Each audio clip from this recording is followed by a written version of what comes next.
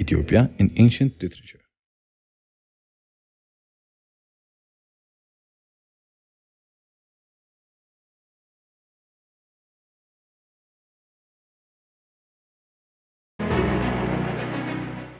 Ethiopia, a country with a population of over 100 million people located in the Horn of Africa. Ethiopia has been considered for decades as a beacon of hope for African anti-colonialism and accommodates the African Union headquarters in its capital, Addis Ababa. The capital hosts within itself close to 4 million people and is often referred to as the capital of Africa. Having had one of the greatest civilizations our planet has ever seen, several references can be found among the pieces of literature of other great civilizations of antiquity. The country has also been mentioned within the pages of the Holy Scriptures of the Hebrew Bible, the New Testament of the Christian Bible, and the Quran, with emphasis given to the kindness of the Ethiopian people.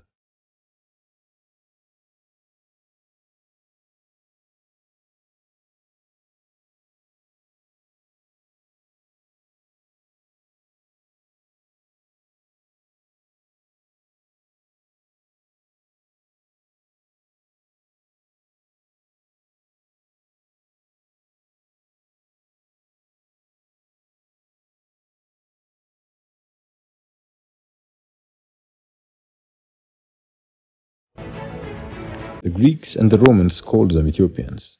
The Arabs referred to them as Habashans, and other civilizations used their other name, Abyssinians. Here is the story of the once great land of Ethiopia from the perspective of outsider societies. Homer's Iliad and Odyssey. Homer's literary works, even though admittedly not sources of historical accuracy, are important in understanding the spirit with which Ethiopians were considered among the Greeks. In his Iliad, Homer wrote, "Only yesterday Zeus went off to the ocean river to feast with Ethiopians, loyal, lordly men, and all of the gods went with him," that is, speaking to Achilles. Homer also mentions the name Ethiopia in the Odyssey, stating, "But now Poseidon had gone to visit Ethiopians, worlds away.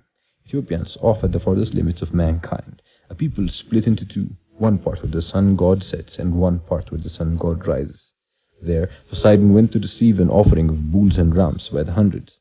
Far away at the feast, the sea lord sat and took his pleasure."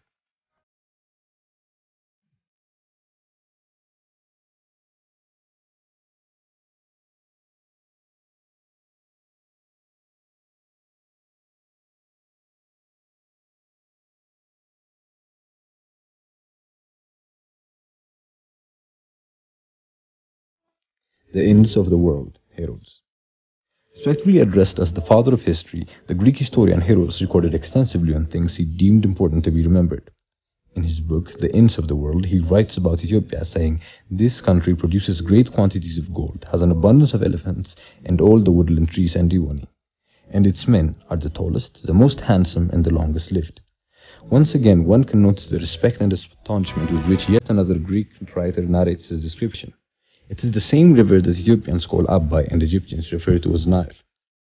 In another part of Torah, it is written that Moses, the prophet that set out the people of Israel free from their oppressors in Egypt, had been married to an Ethiopian girl named Zipporah. It is believed by Ethiopian historians that Moses learned leadership from his father-in-law. Another part of the Bible where the name of Ethiopia has been mentioned in relation to Israel, and one which almost a large percentage of Ethiopian people recite with pride, is the pilgrimage of the Queen of Sheba to the then king of Israel, the wise King Solomon. It is written in those pages that the queen, known by Ethiopians as Makeda, after hearing the fame of the king, traveled to Jerusalem to see his wisdom for herself, bringing with her rare spices, very much gold and precious stones. The king addressed all her inquiries and passed her test, and she confesses that the reports she heard of his wisdom were indeed true.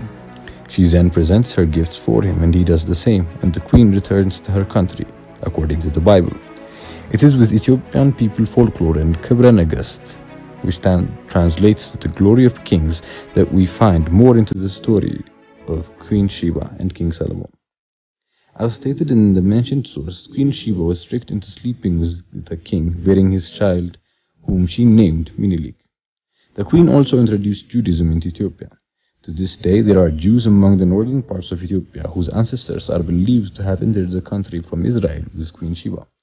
They practice the Jewish faith and are referred to as Falasha, which translates to foreigner. The Ethiopian kings in later ages would have to prove their bloodline descended from Menelik to show they were fit for the throne. The New Testament. In stark contrast to the book of the Old Testament, the name of Ethiopia is mentioned only once in the New Testament, however with great significance. Here is where we find the story of the conversion of Ethiopians to the early Christian faith. It is noted that Philip, one among the early Christians in Jerusalem, met with the high-ranking official of the queen at the time, Candace, and baptized him, thus introducing Christianity into Ethiopia. This conversion of Ethiopian people into Christianity would give fruition to the Ethiopian Orthodox Christianity faith that is now predominant religion within the country's borders. The Quran. The significance of Ethiopia for the current state of the Muslim faith is tremendous. The lives of the Ethiopian people have been tied with that of the Prophet from the start.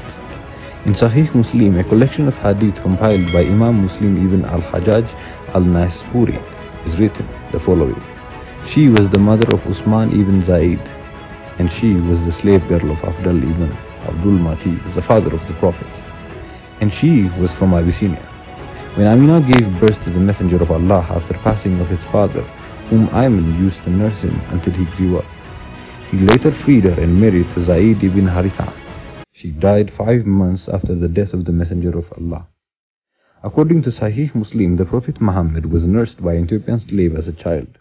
It is said that he would refer to her as my mother, after my mother. The second mention of an Abyssinian that we find in the history of Islam is a man named Bilal. The first adhan, or call to prayer, in Islam history was said by Bilal. Prophet Muhammad once said, Bilal preceded the Abyssinians.